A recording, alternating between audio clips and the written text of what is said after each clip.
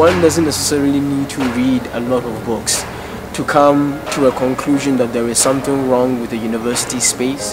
There is something wrong with the nature of exclusion that occurs in the university.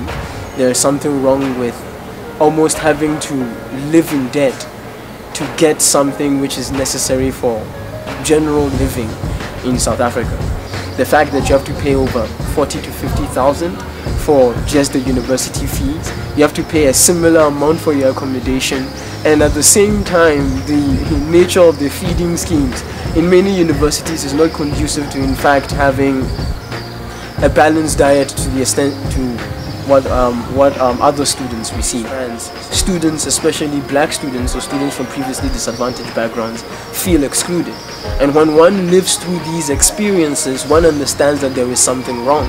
Students aren't asking for almost a new intellectual argument. They're not asking for the creation of a new intellectual space. What they're asking for is very practical things that affect an individual. One does not need to be a scientist or an astrophysicist to come up with the idea that these are problems, and also to come up with certain solutions which would deal with those problems. What would it mean to have a decolonized education system? And now it's become somewhat of a racial war, where you'd see that for some reason the term decolonized, or then the term Africanized, to some extent is always associated with being poor, or with being backwards, with being uncivilized.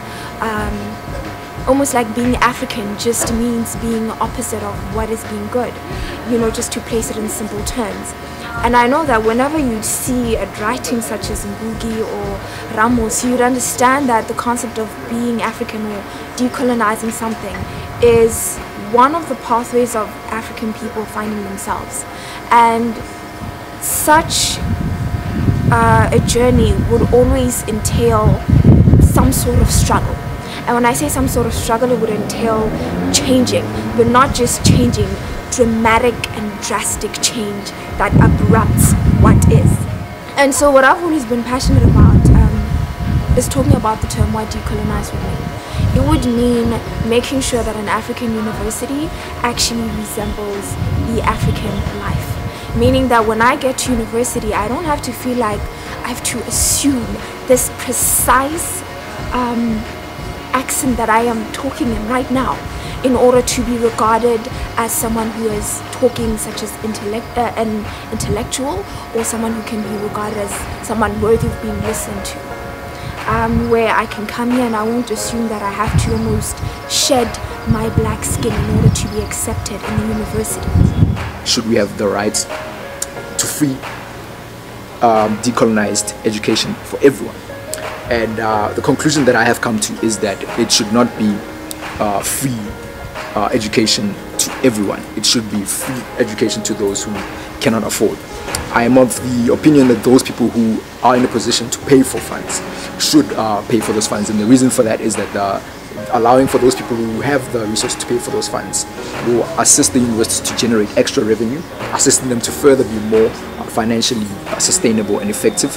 And at the same time, it prevents us having a duplication of duties, wherein the state now pays for people who were in any event able to pay for their own fees. I think that's an unsustainable method, and I think that a method wherein the rich pay for their own education, that is a redistributive method. It deals with bridging the income gap, and then it will be a lot more sustainable in the long run in dealing with social inequalities in our society.